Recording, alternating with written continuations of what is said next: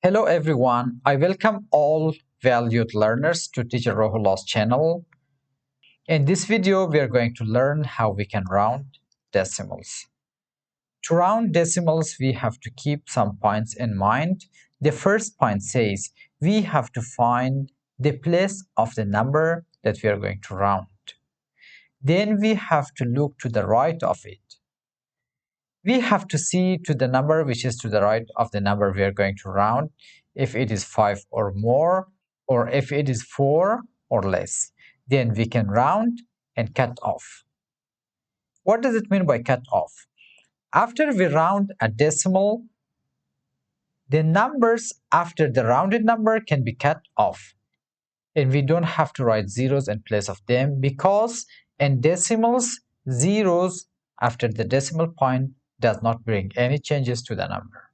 In this video, we will discuss about rounding to the nearest whole number, to the nearest tenths, to the nearest hundredths. So for the nearest whole number, I have given 3 examples. The first example is 65 and 8/10. To round this number to the nearest whole number means we have to find the digit and the tens place. And then we have to look to the right of it. I will draw a curved arrow to show that this digit is to the right of the digit which is going to be rounded. So 8, we have to see if it is 5 or more or 4 or less. 8 is 5 or more, or 8 is more than 5. So we round up. To round up, we increase 5 by 1, which becomes 6. So the number we get is 66. We can keep it 66, and if we give a 0 and a decimal point, again it is still the same.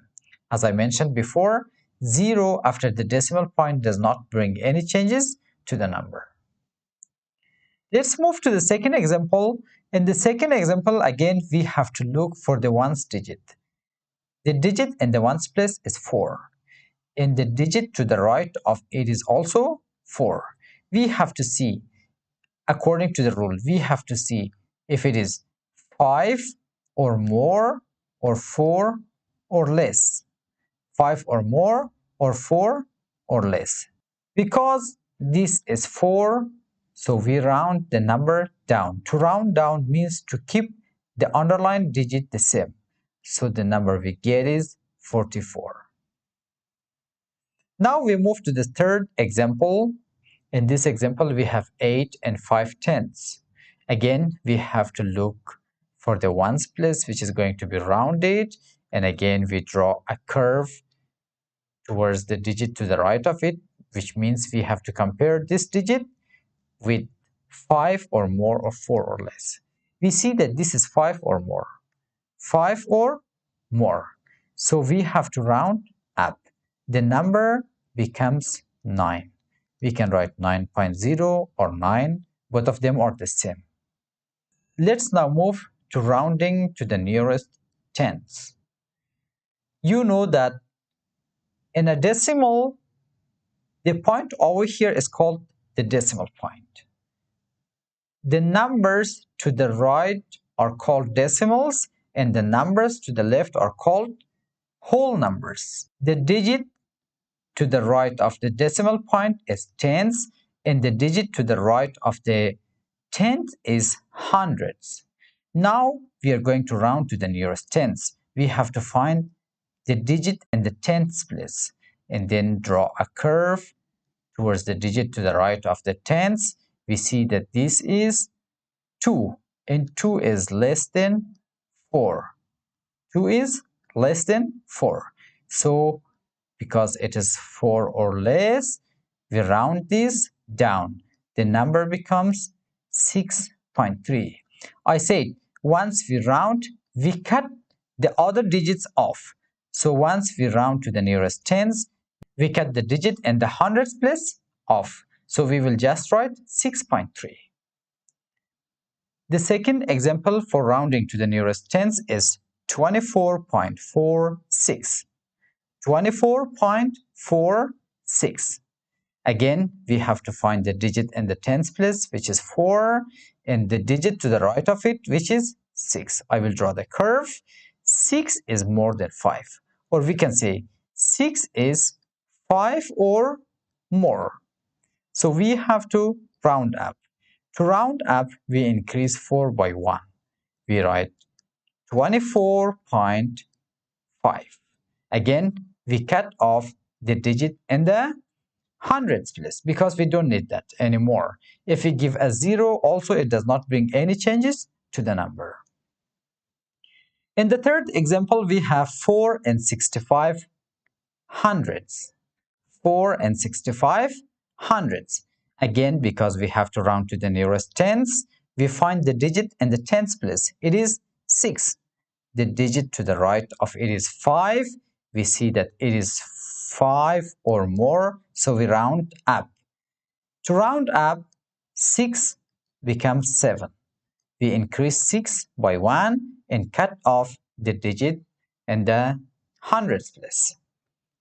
Now we move to the third part, which is rounding to the nearest hundredths. To the nearest hundredths. We have 3 numbers over here. The first one is 5 and 827 thousandths. The second one is 9 and 414 thousandths. And the third one is 17 and 533,000. We will start with the first one. Because we round to the nearest hundreds, we underline the digit in the hundreds place. And we look to the digit to the right of it, which is 7. We see that 7 is 5 or more, or we can say 7 is more than 5. So we round this number up. To round up, we get 5 and 83 hundredths. We cut off the digit in the thousands place because we don't need any more. Let's now move to the second example. In this example, we have 9 and 414 thousandths. Again, we find the digit in the hundreds place, and we see that it's 1, and the digit to the right of it is 4. Because it's 4 or less, we round it down. We get the rounded number as 9 and 41 hundredths.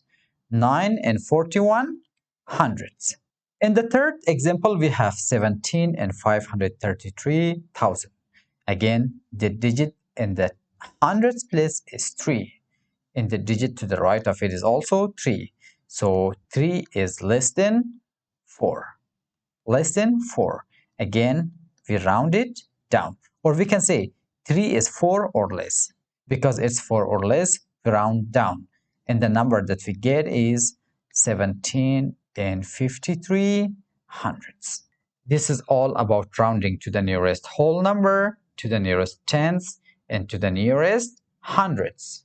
Again, if you have any questions, you can ask me in the comment section under this video. Please make sure to subscribe to my channel, like the videos. Have a nice time, and thank you so much.